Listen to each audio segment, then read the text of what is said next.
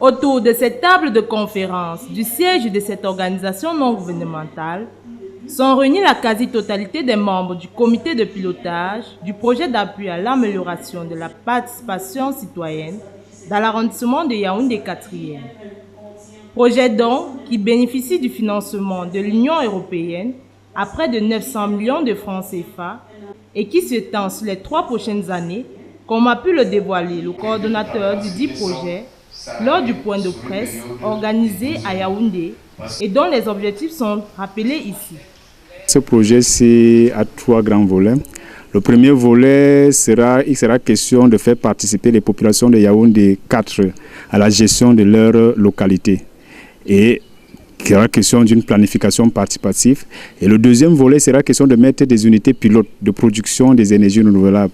Nous allons construire 12 stations de méthaniseurs où nous allons produire du gaz méthane. Nous allons ensuite mettre sur pied une unité de production des pavés à partir des déchets plastiques que nous allons récupérer auprès des ménages dans l'arrondissement de Yaoundé 4. Et enfin, nous allons mettre sur pied un processus de la microhydroélectricité, produire de la lumière à partir d'un processus simple. Eau, bouteilles plastiques et eau de javel. En gros, et la finalité de toutes ces actions, c'est que notre ville, la ville de Yaoundé 4, soit dotée d'un plan d'action en faveur d'un accès aux énergies renouvelables et du climat qu'on a baptisé PACA EDC. Dans cet arrondissement, les problèmes liés aussi bien à la participation citoyenne, à l'environnement qu'aux sources d'énergie durable sont nombreux. Chose qui pourrait justifier que cet arrondissement soit le tout premier à accueillir ce projet. Les besoins des populations, principalement, il y a les problèmes liés à l'habitat, à la mobilité, les problèmes de sécurité, les problèmes d'hygiène, l'accès à l'eau. Parce que quand on parle de problèmes de sécurité, il y a plein de zones obscures dans des quartiers. Donc, une multiplication des points lumineux, par exemple, contribue à une diminution des sentiments d'insécurité. Il y a des zones où, pour se déplacer, prendre son taxi en saison de pluie, vous êtes obligé d'avoir 2 paires de chaussures.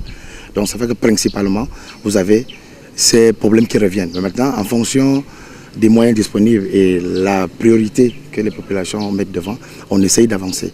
Et on compte pas baisser les bras et aller jusqu'au bout de la mission.